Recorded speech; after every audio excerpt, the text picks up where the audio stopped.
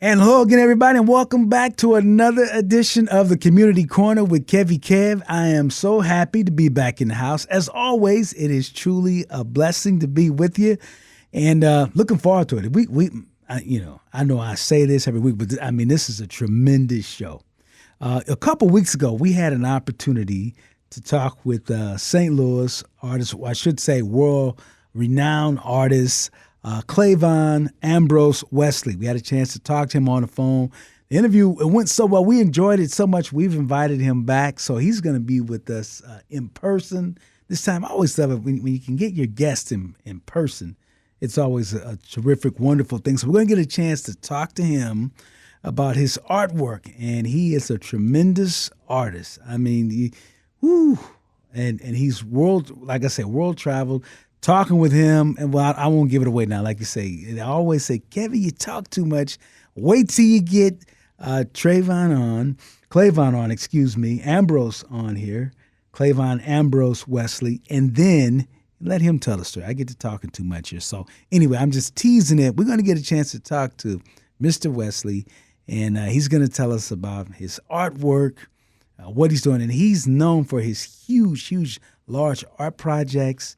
We're going to get that going. We're going to find out about that. We'll find out about the brown the paper bag project, and then something really special. We're going to ask him about the legacy project. So we got that and a whole lot. He's got so much to talk about. So look out. You are in store for a real treat.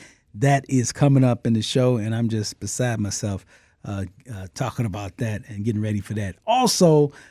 Ed, big shout out to, of course, Ed Grider, of course, with Zulu Sports. Ed and myself, we had an opportunity, and as I continue, I'm going here, but I got to give shout outs here to our interns. Arist is with us. Arist is in the house, and of course, time is winding down because we're about to lose Arist. She's got to head on to bigger and better things.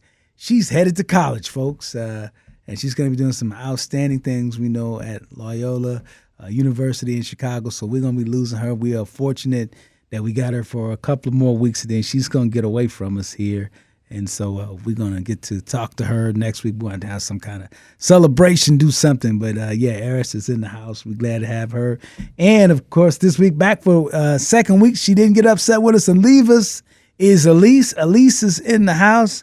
Elise is a recent graduate too, y'all, so a big shout out to Elise and congrats to her, because she's graduated from the great Southeast Missouri State University, and she's with us, and we're glad to have her back.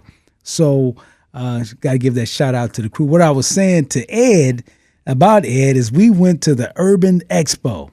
Man, I know you all that made it down there to America Center to see this expo presented by the Metropolitan Urban League of St. Louis, Mike McMillan and the crew there. Big shout out to him, Tom Bailey. They were on it. I mean, they got the job done. It was outstanding. I mean, with the book bag giveaways to the St. Louis Public Schools, another shout out. I'm just giving the shout outs. I got to put it out there because they all did an outstanding job. The St. Louis Public Schools, they were getting the students in there. I mean, they had it going on, y'all. They were just school supplies. They had the haircuts going on. I mean, they had everything taking place. They gave the Urban League. They gave away a car, right? All types of tremendous entertainment, R&B. They had the blues going, had a boxing exhibition.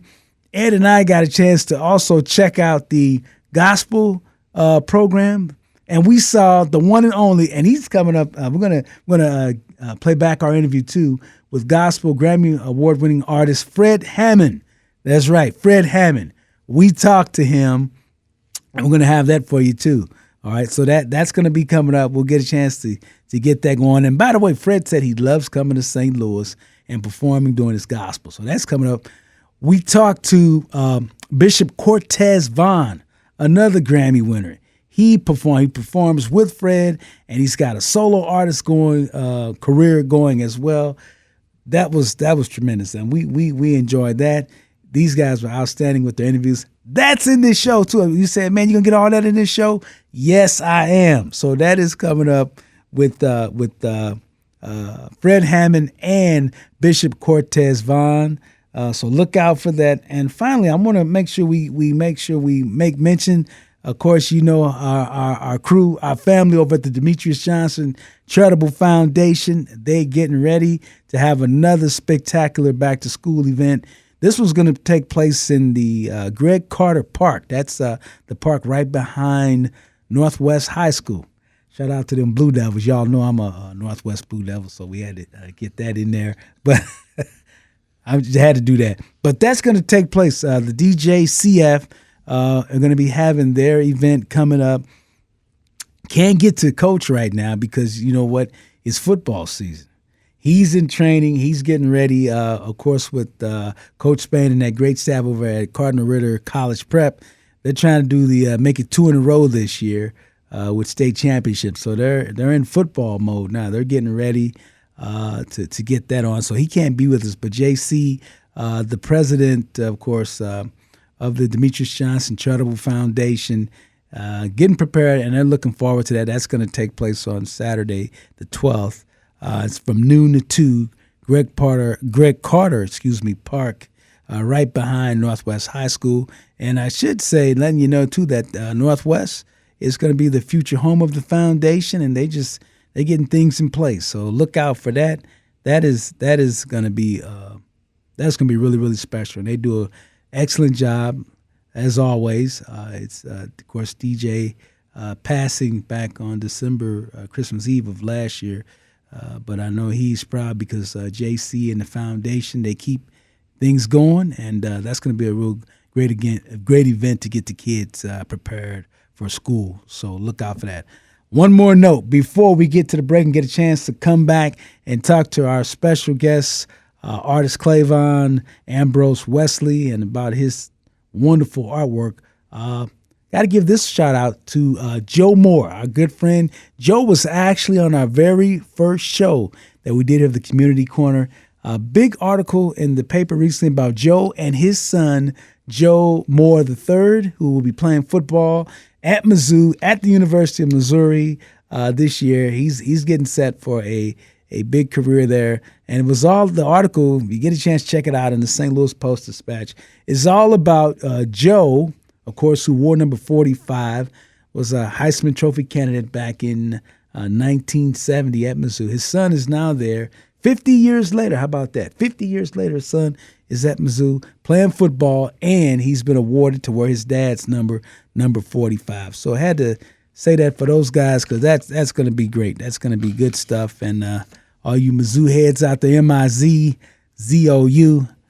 So I had to put that in there. All right, so I have chatted probably enough for you. We got it coming up. And to get things kicked off, get things going right with St. Louis and world artist Clayvon Ambrose Wesley. We're going to talk to him about his artwork and all the projects he has done and some terrific future projects he has in the works that are going to be coming up, and you're going to hear more and more about his artwork, okay? So stand by. That is coming up. This is KevyKev, and this is the Community Corner. Thanks for being with us. The show is about to get going right now. What's up, everybody? It's your man, Uncle Fred, right here, and you're checking out the Community Corner right here on iHeartRadio, and this is my man, KevyKev. Welcome back to the Community Corner with KevyKev, and as promised, our next guest, I tell you, I am so excited about our conversation we're going to have. It's truly a treat and an honor for me to get a chance to talk to St. Louis artist Clayvon Ambrose Wesley, who is with us in person. Again, we had the privilege to talk to you on the phone, but now you're here in person to tell us about your art and just some of the great, fascinating things and artwork that you have created in your career, and then upcoming projects that you have. How you doing? And thanks for being with us on the Community Corner. Thank you for having me, Kevin. I'm so honored and humbled to be here. And I have to do, if I can, go with a shout out for your two interns, one which is going away to school. We were just in Chicago. She's going to love it in Chicago. Absolutely. And one that's graduating. We're really happy, to see her graduating. So you have two great interns here who are going to set the world on fire, and that's what we need. Man, absolutely. And I love to be able to sit around and say, hey, I saw them when they were doing their thing coming up. So that you're right, and I'm sure we could talk at length probably at the many young artists that you have influenced and worked with. And of course, you were a teacher for many years, so you've done that. But just tell everybody about you and just some of those highlights that you really are just so really happy about and proud about in your art career. Well, I would say I'm pretty proud about a lot of the various areas, and then when you get to being 76, which I'll be in August this month, you get a lot of division. So I would say, one of my first really big surprises when I went to Soho back in way back in 1978. Okay. And then my first trip to when I studied in Florence, Italy, they call it Forensic, Italy. Okay. And I studied at the School of Art and Restoration there, and I remember traveling from St. Louis to the airport in New York, JFK, and I remember going from the English side to the air Italian, and then nobody's speaking English, everybody's speaking Italian. And I remember getting off the plane at Leonardo da Vinci Airport and traveling all the way to Florence, and that was an experience. And then when I finally got to the school, I had to show the guy my artwork and my portfolio, and he said, "Oh, you're Leonardo da Vinci, and we're speaking in Italian." And I thought, no, I was Michelangelo. And he said, "Oh, you're going to be so wonderful." So I call that my 40 days in the desert. And then my other thing was my trip to South Africa to study with Dr. Esther Malanga and learned the Ndebele, style there. And then all the various publications that I've had, done by, various publications. And so all of that is those have been big moments, in a long career. Yeah. And all the exhibits, that I've had, the Vaughn Culture Center, St. Louis University, SIU Edwardsville, the international exhibits, the work that I have in the Museum in Science and Technology in Taiwan. And today I found a letter artwork that I was involved in to raise money for, I think, not sickle cell, but dialysis in Bolivia. And I hadn't seen that letter in a long time, I mean, that was pretty important. And then the artwork that we have in St. Louis, Senegal, where we started with 8 pieces of original art donated by St. Louis artists, and now we're up to 54 pieces of art from artists like Lamro Gatewood and Mike Marshall and Michael Castro, who donated poetry there, Roger Hilbert, Adelia Parker, Lois Ingram. All of these artists have donated, and now we have 54 original works of art in that museum, in the Museum of Document and Records in St. Louis, Senegal, which is our sister city to St. Louis, Missouri. Our sister, right. And a special thanks again to Lois Ingram, because she helped us obtain and connect with you. And, she has all the connections, so she got us connected with you. So we are really thankful to her for helping us out with that outstanding photographer right here in St. Louis. When you look at your work, and I'm looking at one of your projects, The Journey, and you're known for your huge displays. Talk about, just first of all, I can't imagine how much time it took you to create something, when and especially when you're creating a project that's so large like that. Yeah, I would say the 3 paintings you're looking at really covers the length of my life, And it started out as one painting, which was the original Journey, the Sloan House, which is how that painting started. And the idea really came, from influence from Vassarelli and Escher, and living, up and down Franklin. Back in the day, it was called Franklin, not Martin Luther King. Yeah. And I remember saying, I'm going to do this painting, et cetera. It's going to be 7 feet, 8 feet. I didn't really know. I never did a painting that large, because I had just come back from New York, and I saw these huge paintings by Jackson Pollock. And I'm like, I could never do anything that large. I said, but I'm going to try it. Uh-huh. And so when I went down to Soho, they had these fire escapes, and people lived on those fire escapes. They didn't have elevators. House caught fire, that's, But in St. Louis, we had fire escapes too, and I was so surprised to see that. And back in the day, there was no air conditioning. When it got hot, you partied on the fire escape. And so that painting, that's how that painting started. But there's now 3 paintings in their series. And so that painting, those 3 paintings cover 28 years of my life. My goodness. And it goes from the moment I graduated from high school to pretty much where I am now. And I have to ask you that the knack or just how old were you when you knew I have a talent here with this painting? Was it just something like, some kids, I know in elementary school, they just love to draw. How did you know that this was really your calling to be an artist like this? Well, I started drawing probably my earliest memories in the 3rd grade.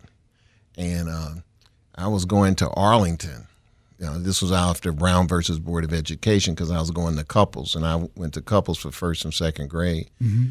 And so by the time I moved to 3rd grade, it was me and this other student in there, and he would draw on the blackboard with chalk, like real chalk, not, real stuff, real chalk and real eraser, And I said, well, I can do that. And the next thing you know, I'm drawing, and we would draw horses and ships and airplanes, and then the next thing you know, my mother bought me a blackboard, and now I'm drawing on the blackboard at the house, and I'm buying chalk, And so from then on, it just sort of kind of kept going, and then the next thing you know, I'm the craft director at Wesley House, and so now I'm crafting and making stuff and drawing, and what happened was I noticed that every holiday I'd start a new painting with watercolor, eggshell, whatever. And I still do that to this day. Every holiday, I'll start a new painting. Is that right? Yeah. And there's the large paintings too, yes, large paintings too. And people will come to me and says, "Well, I want a painting about this big," and I tell them, "You've come to the wrong person," because I don't do anything smaller than 4 feet by 4 feet. I'll do some smaller pieces, but I have to be able to. I'm 6'3". I got to be able to step back. I'm totally colorblind, so I've got to step back and see the colors, and then I have to have people help me with the colors, Now, and you just said something. Now, do you know any other artists that are colorblind? Oh, yeah. 50% men are colorblind. Okay. And I saw another guy he was on KMOX or something, and he was a painter, and he was colorblind. And so there are artists who are colorblind. And someone would say, "Well, how can you paint like that? How are you? How do you?" It's just something. I think in my case, I had a critic who I did this one painting, and she criticized and says, "You should never do that color ever again." Okay. And so I began to work in what they call monochromatic browns and blacks, white, and grays. And I have found that when I do paintings with multiple colors, the gray works for me. For some reason, gray brings my paintings together.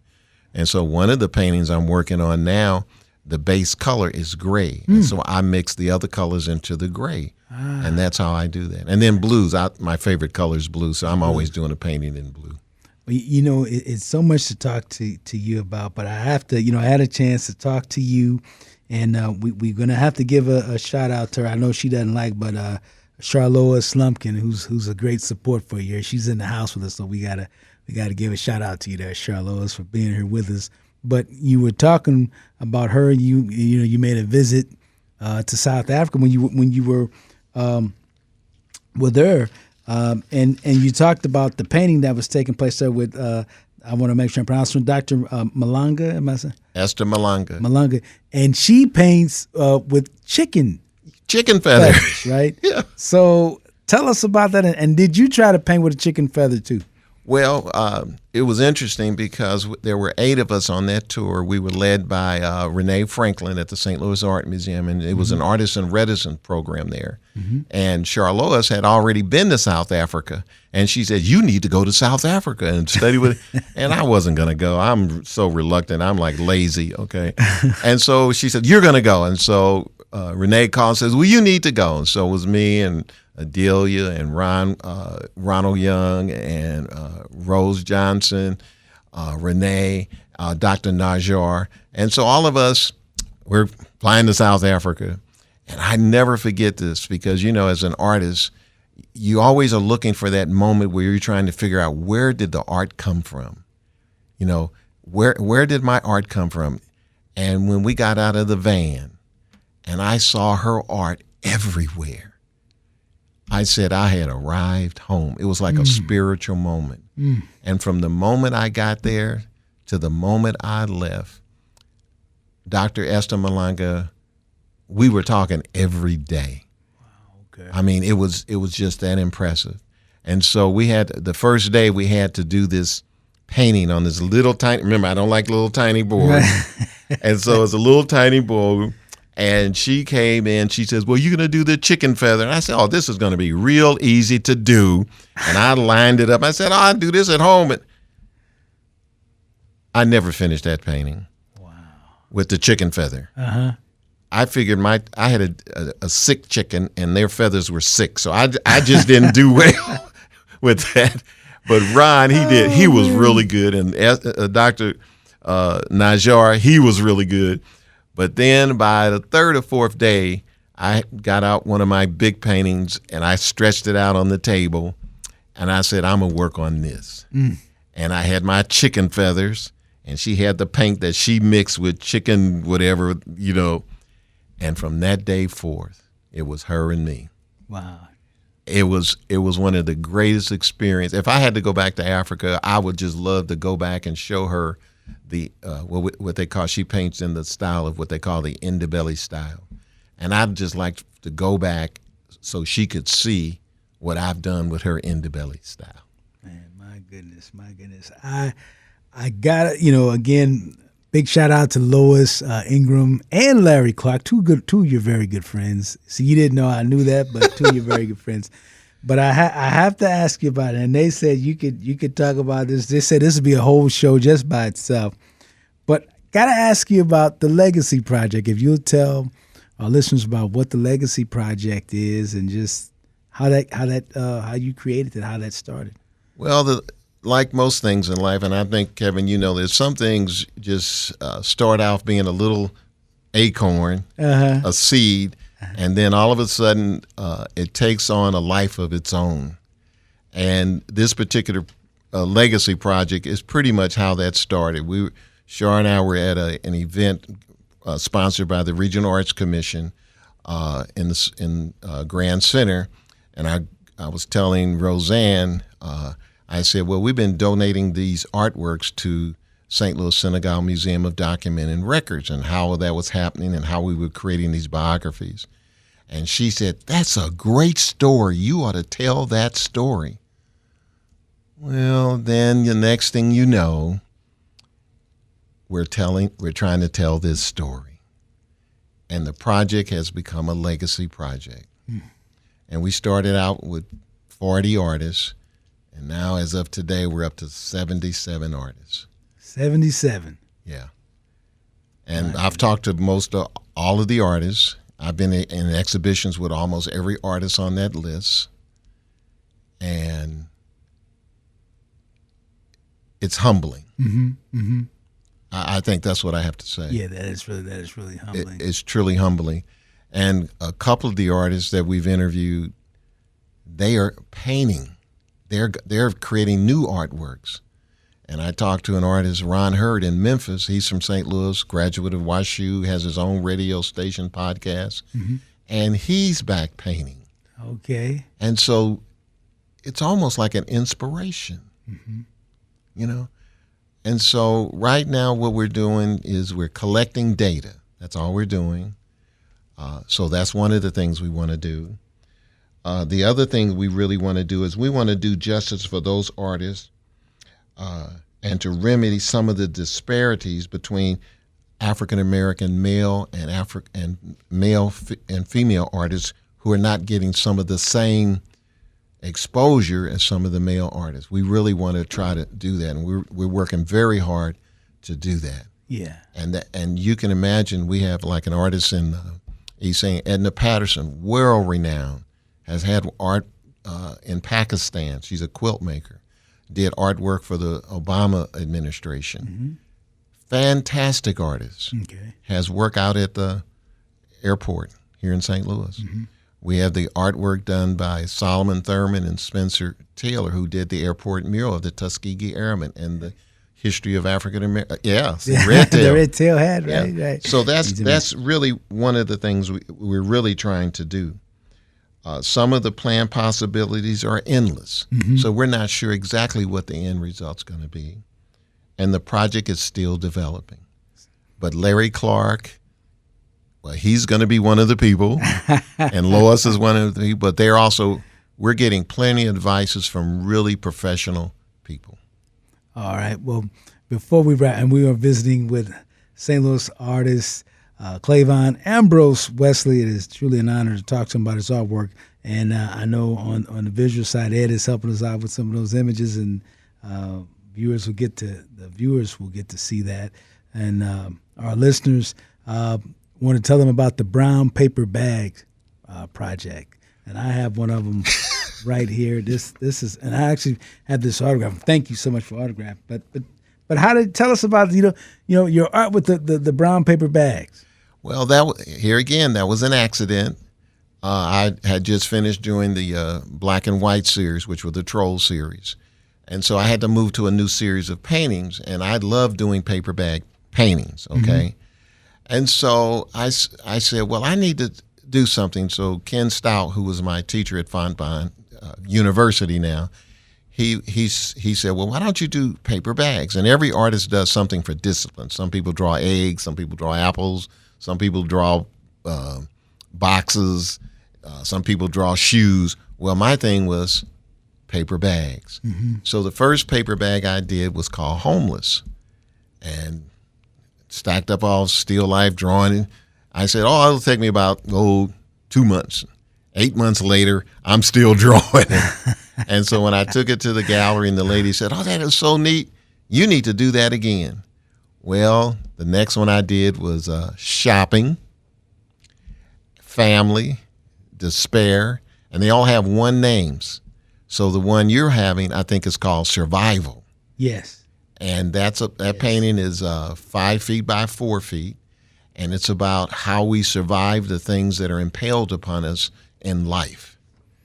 And people love that painting. I did one called Aged, which is about 6 feet by 4 feet.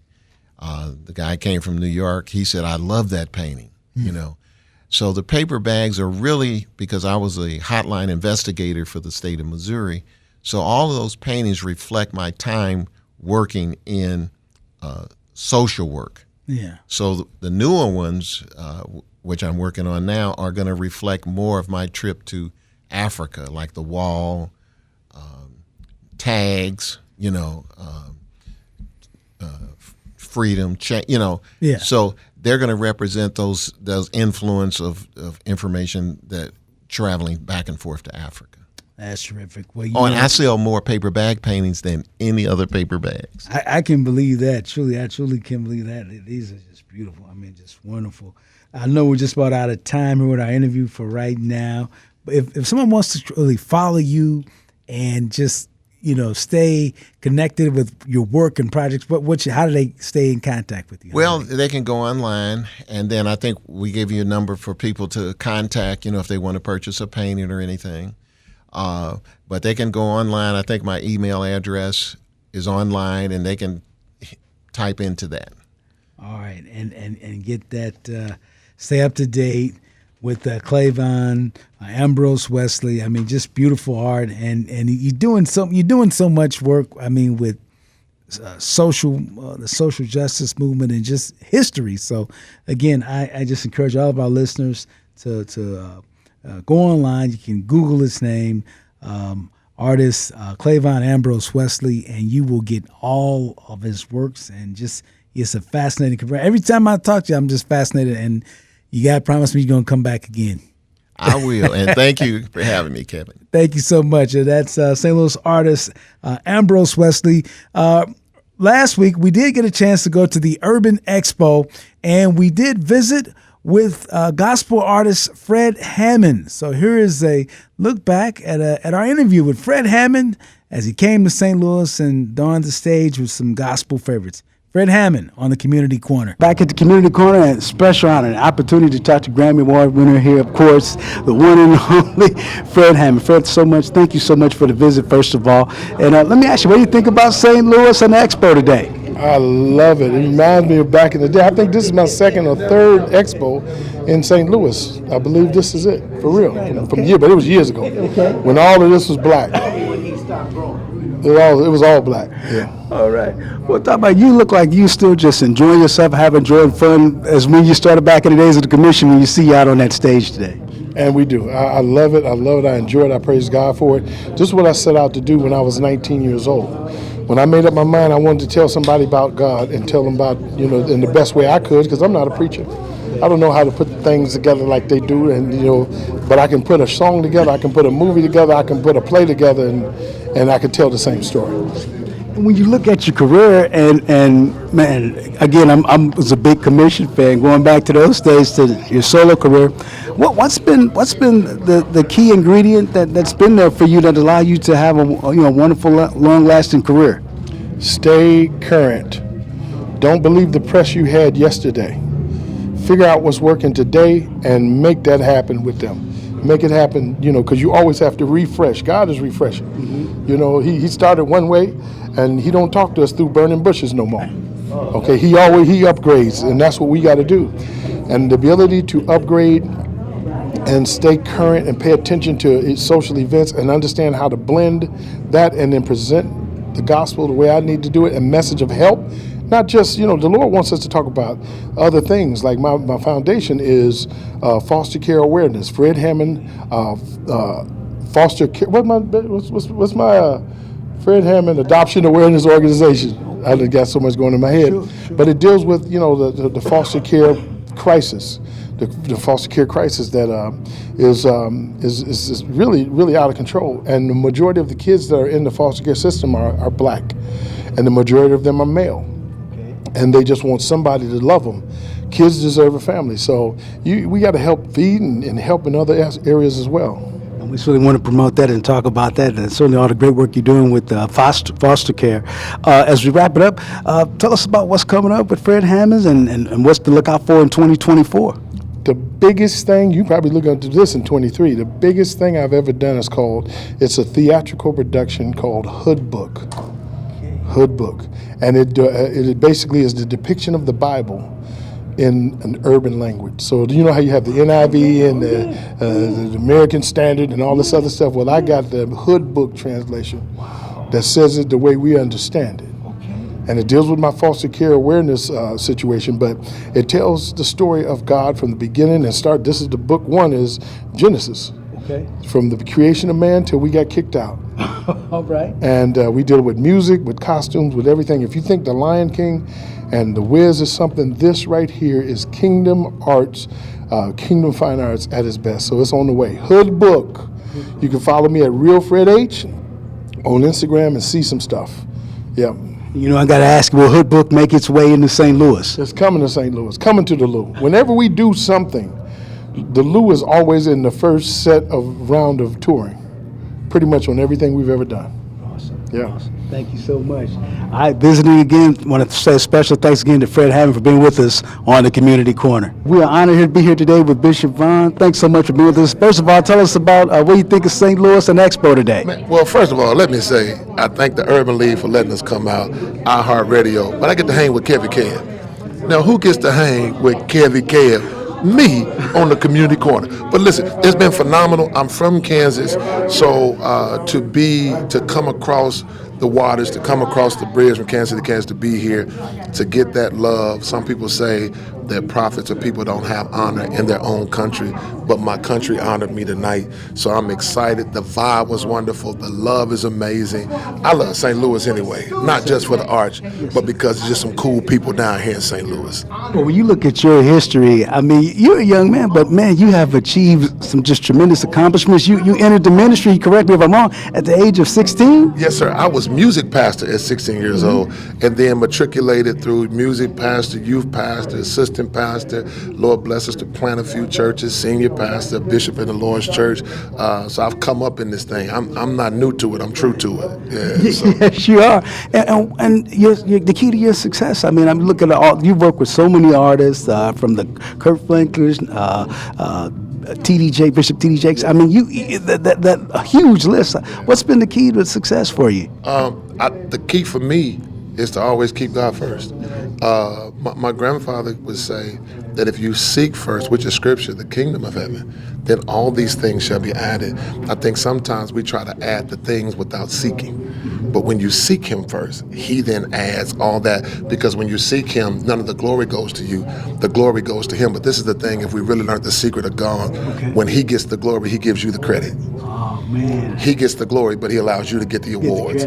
He gives you the glory, but he allows you to accomplish what you need to accomplish. So versus saying success, it really is just the blueprint of God, that when you keep him first, and sometimes it's a grind, sometimes it's a push, sometimes you don't get the accolades from people, the accolades from the community, the accolades from the crowd, but when heaven stands up for you, everybody else has to pay attention. Well, that is tremendous encouragement, because like you say, when, your fans, they see you out there performing, it's hard for them to think that, you have those tough grinding days. Oh, man, it's a grind, it's a push, because sometimes you don't feel like it. Sometimes the rewards aren't as great as sometimes the sacrifices seem like they are. But I'm confident that when Philippians says, matter of fact, in the book of Philippians says, being confident of this very thing, that he that hath begun a good work in me shall perform it until the day of Jesus Christ. So I think that's the key, is to understand the performance is not up to me. It's up to him. And he's got an assignment for our lives, for you, for me, for everybody. And when we do it his way, the outcome is up to him. So that's the beauty of it, man. Amen. Well, looking at talking with your manager, it looks like 2024 is going to be a fabulous year for me. Tell us about what we can look out for in the upcoming year. Man, look, it's going to be phenomenal. It's a year we're going to release some more music, new music. Our church in Kansas City, Kansas, shout out to Evangelistic Center, 1800 Washington Boulevard. You can catch us on Instagram. You can catch us on Facebook. We out here doing it for the kingdom. A lot of stuff for the church, a lot of stuff for my family, the wife, the children. Everybody's doing something, man. My oldest son, working on some music with him. He sang with us tonight, trying to use that platform to help push him in his call. So it's going to be a wonderful year of music and ministry and outreach. So I'm looking forward to that. And then iHeart hit us up. We're going to be hooking up with iHeart. We might be on the community corner one more time. Yes, we might be at the Urban League again. So it's going to be a phenomenal year that God's going to get all the glory and all the praise. All right, that is Bishop Cortez Vaughn, and he's with us on the Community Corner. Welcome back to the Community Corner. I'm KevyKev. Recently, the Urban Expo was in St. Louis at America Center, and we talked it over with Tom Bailey. He was the founder of the Missouri Black Expo, which started some 29 years ago. He's now with the Urban League. So we'll talk to Tom, and then we'll wrap things up with the president of the Metropolitan Urban League of St. Louis, Mike McMillan. We are back here at the Urban Expo 2023, and it is truly an honor to have the Vice President of Development and Special Events with the Urban League of Metropolitan St. Louis. You all know him from, of course, the Missouri Black Expo. Tom Bailey. Tom, thanks so much for being with us. Tell us about, this is number 29 for you? This is the 29th Expo. Yep, so the treads are being worn down a little bit, but I got to tell you something. It's been a lot of fun. It has been. We were joking about it, Tom. I had the blessing and the honor to be at the first one back in '92, because I remember getting an opportunity to interview Halle Berry. Yes, indeed. And that was a story in and of itself. Do you know she turned me down at least 6 times before I finally got her to decide to come? Yes. I finally called her manager and I said, look, we're just getting started with this Black Expo. And I know that she's dating David Justice. And I know that he's in Atlanta and she's in California. So why don't we let me fly her from California to Atlanta, Georgia, and stop her off in St. Louis at the Missouri Black Expo. She don't even have to check into a hotel. Just stop by, say hello to everybody, and then we'll take her back to the airport. And that's exactly what she did. Wow! So that she came in for $2,500, And I got to tell you something. Her manager would tell me, look, she doesn't even go to the mailbox for less than $25,000. But he got tired of me begging, and he saw that I had an idea on how to do this, and he took it, and the rest is history. So the key, the advice, Tom, is persistence, right? And consistency. Don't give up, right? Exactly, especially on something like this, because the expo is a resource for the community at large. It can influence the community very positively if you bring in the right mix of resources mixed with the credibility of having the network of outstanding people and personalities that can help influence people on a positive basis. Well, I can tell you too from personal experience, you did a wonderful job of always bringing a variety of guests and entertainment for the whole family. You made it that way. And I want to ask you this, what did you kind of get the inspiration to start the Missouri Black Expo? I worked with Channel 4 as a sales rep and then sales manager. And I met a lady named Jerry Kroon who ran the Working Woman Survival Show here. And I handled all our advertising and marketing and stuff. And it just hit me one day. I said, you know what? Just like she's doing this show to help working women, what if we did a show to help the black community? Look at all the things that's not happening for us. 400 years of being under-resourced, 400 years of being denied jobs, 400 years of not getting adequate health care, education. And so I said, what if we could put something together that brought all of the resources under one roof and mixed in some entertainment, because as an African-American male and growing up in this country, I recognize that we like to be entertained. Give these two young men a big round of applause. Well, Mike McMillan brings you to the Metropolitan Urban League of St. Louis, and you told me that y'all had a conversation because, of course, he knew about your great work with the Missouri Black Expo. So let everybody know how that happened, that we're here today at the Urban Expo. Yes, so he just said, I'm going to give you the job, but you got to agree that you're going to start doing the expo here. And so we decided to call it the Urban Expo, and then we combined it with the Back to School Community Empowerment Festival that they do. And the rest is history. I mean, this is a very successful resource providing event that gives a lot of people a lot of reason to be inspired and a lot of resources to do a better job in their lives. And this is your third one as the Urban Expo. Yes, it is. Last year we had 19,000 people, and there's no telling how many we had today because they're still lined up right now. And the event's over at 6. So that's special. And you and Mike McMillan and the Urban League have done a tremendous job of involving the whole community. You reached out to the St. Louis public schools. You had the students getting ready to come back to school involved here. Yes, the St. Louis public schools has been a great collaborator for the Urban League. They'd been doing this together for 13 to 14 years before I got here. And this expo, though, just added in extra elements like boxing and the stage and bringing in, celebrity talent and all of those things. And I mean, it's just it's a can't miss opportunity when you have an organization like St. Louis Public Schools with the far-reaching bandwidth that they have. You know, we always talk about where we are as a city. Are we growing? Are we getting, people to want to come and be part of our city, our community, visit it, performing, what have you. We just had an opportunity to see your gospel show. You get artists like Grammy winners like Fred Hammond to come in. That's right. I love that because people like to feel, and especially our community, we love entertainment. All right, we love gospel. The final and, of the evening. And there's a lot for us to be thankful for, and we feel like gospel adds a really nice element to this type of event. And I really, hopefully next year, we can continue to bring in some top-ranked people, like Kirk Franklin, for example. That would be fantastic, Rudolph. And with your history of the groups you brought in, you talking about the Dawes Effects, the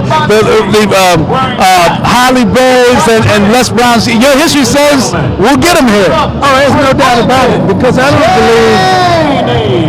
believe our people should be exposed to the best. That we should be in a position to work with our supporters to be able to put entertainment on that stage that doesn't take a back seat to anybody. And so I'm sure probably preparation for next year's 2024 already, huh? Well, we got to. We'll probably get started in another month or so. We got to Salute the Women in Leadership coming up on September the 30th. So after that, we will. Awesome. And finally, as we wrap things up, Tom, what has it been like for you working with the Urban League? Talk about that and projects that you're doing there with Mike McMillan and the great staff you have over there. I just think that this is a special time to be an Urban League employee. Mike McMillan is a tremendous leader. He's the best leader. He could one day be the national president of National Urban League and would do a tremendous job in that role. He's been, just true to his commitment to doing a great job of serving the needs of low-income people in our community. And he's been able to assemble a team of people who believe, like he does, that our people should have the best. And that's what's making the difference. And, when you have a room full of strong personalities, there may be some disagreements. But by and large, we've all come together to shake hands, join arms, lock elbows, and say we're going to do the best job we can to help our community. Well, you certainly have done it. I just want to say congratulations to you and continued success to you and the Urban League with the Urban Expo. I tell you, as a St. Louisan, it's great to see this, what's going on behind us, the boxing, and just all the vendors here. Thank you very much. It's always been a pleasure to speak to you, my man. Always. And that's Tom Bailey. I'm going to see if I can get it right. The Vice President of Development and Special Projects Event at the Urban League of Metropolitan St. Louis, the #1 urban league in the United States. #1, you got it. All right, that's Tom. This is the Urban Expo 2023. We are visiting with the president, the one who put it all together for this Urban Expo 2023, Mike McMillan. And Mike, just your thoughts on this weekend. Well, today was an amazing day, as was yesterday. So we started off with a great career fair sponsored by the RBC. And then today we had the biggest, best, baddest, most significant expo we've had since COVID. And so when you look at the school supplies, the book bags, the haircuts, the nails being done, getting everything that people need in the form of free food and transportation to get here and enjoy themselves, the gifts, the toys, the prizes for the kids, the face painting, the bounce houses, and everything to entertain them. Fred Hammond put on quite an amazing concert along with all the entertainment all day long, and then giving away a car at the end to culminate that, on top of financial literacy, housing information, utility assistance, energy roll, Ameren Inspire helping to pay people's gas and electric bills, Urban League helping people pay rent and mortgage, just on and on and on. You had hundreds of thousands of dollars worth of items given out to the community. You know, Mike, after a list like that, the question would be, what do you want to build off of next year? But I'll just say, how can you? Is it possible? Bigger and better, more and more, right? Our Women's Empowerment Summit was amazing. Federation of Block Unit Summit was amazing. So we just keep trying to perfect and grow and do more and more and more for the community, because so many people need our help. One final question, Mike. Well, how difficult was it for you to, I know it's been 3 years now, to bring back the expo? You know, it's been gone for some years. So talk about that process of you thinking to get it back. Well, you know, we made it a drive-through event during COVID, right? Mm-hmm. And so that's a whole different dynamic. And then last year we actually brought it back to in-person. And so really we never wanted to be away from in-person, but we are so glad now that the community has supported us, all of our title sponsors, all of our media partners, really getting the word out and really having a great weekend for people to feel pride and dignity and enjoy being together, have fun, get information, resources, and have a great weekend in downtown. I got to tell you, too, I know this is it, but I did talk to Tom Bailey. He told me you made him say, if you're going to come back with us, you got to help us get the expo back. Oh, no doubt.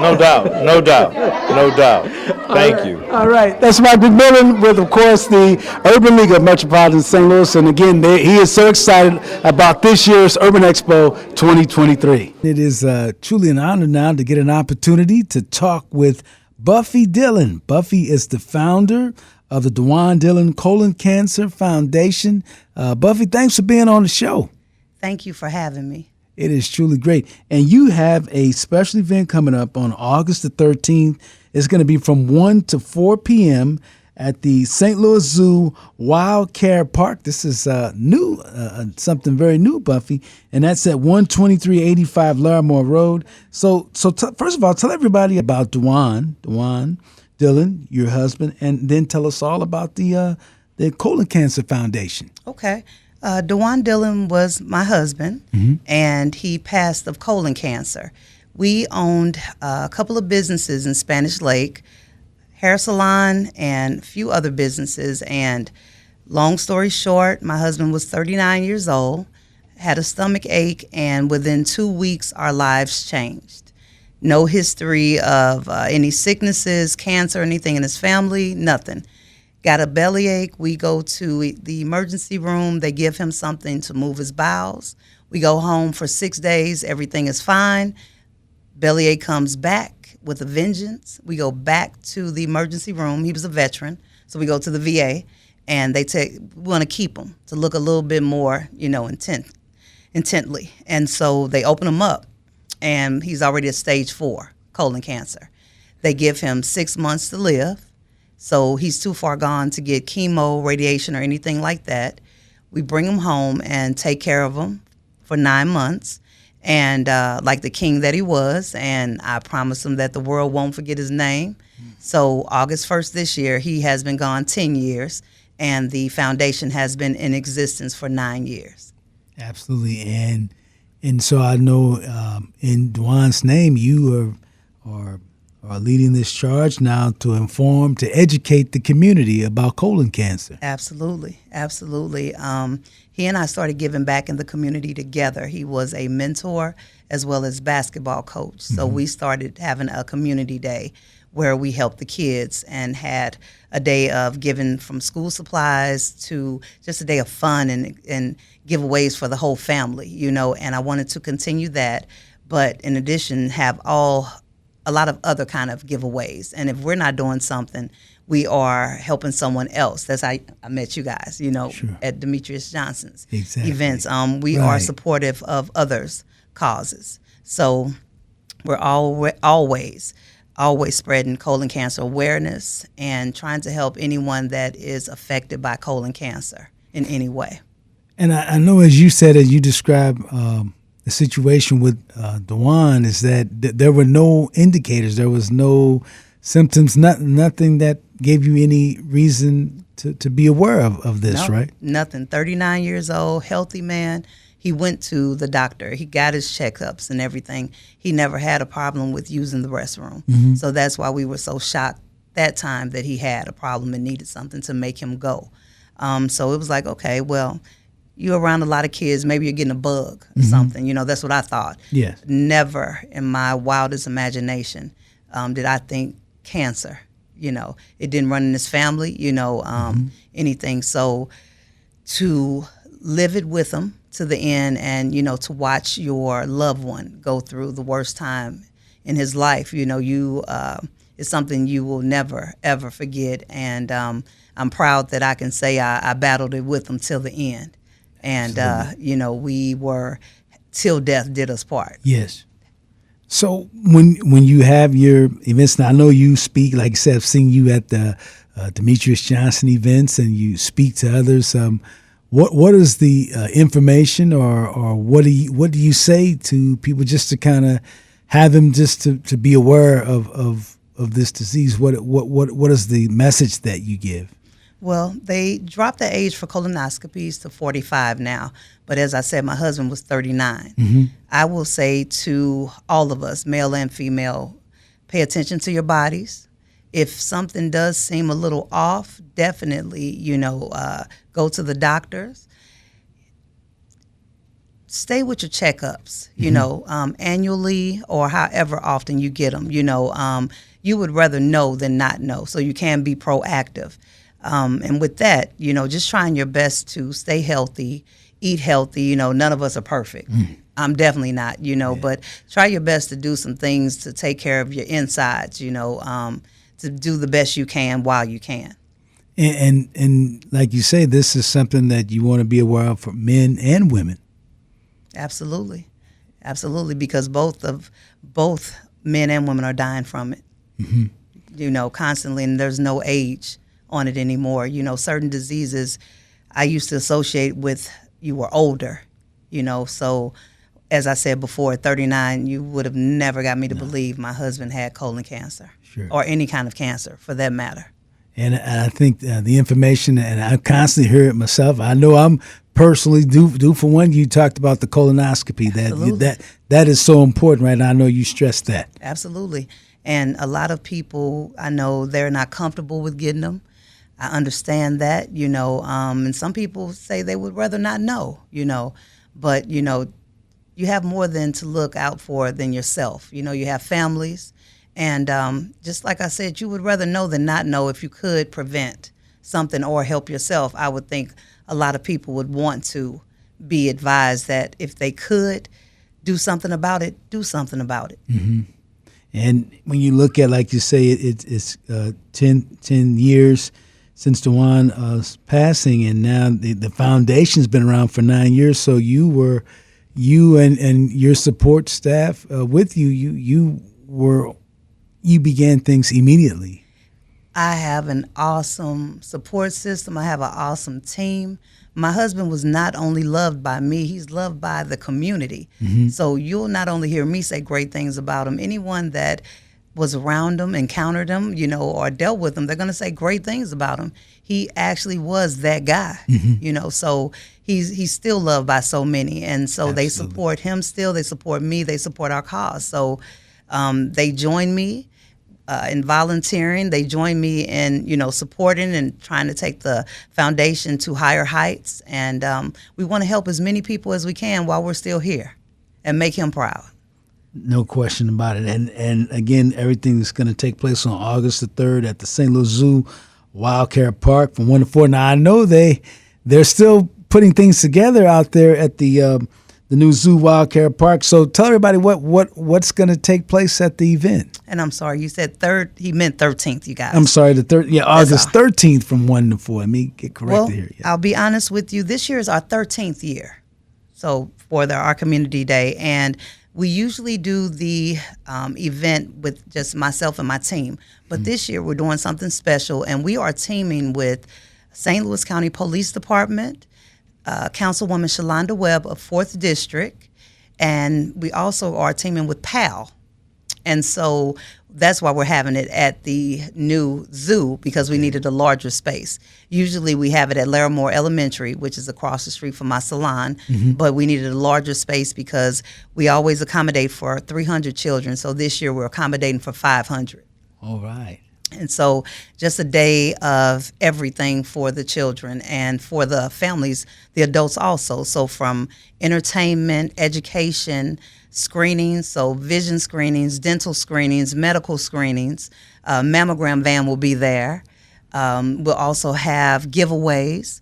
We'll have Craig Black, Community Cuts for Kids. He joins us every year, so they'll Craig's have haircuts and for a long time. hairstyles. Of course, free food. We'll have all kind of community resources available for the parents.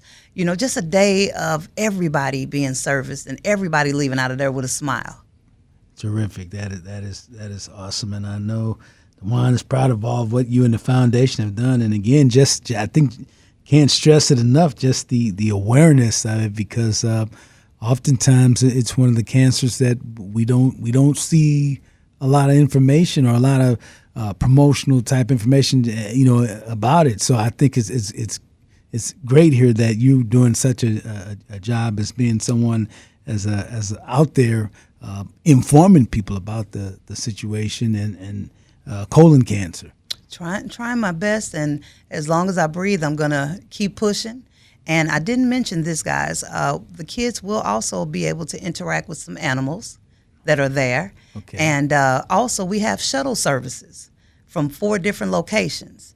So we will be running shuttles for every 30 minutes from 4 different locations, and that will be Danforth Elementary, Glasgow Elementary, Lewis and Clark Elementary, and Larimore Elementary.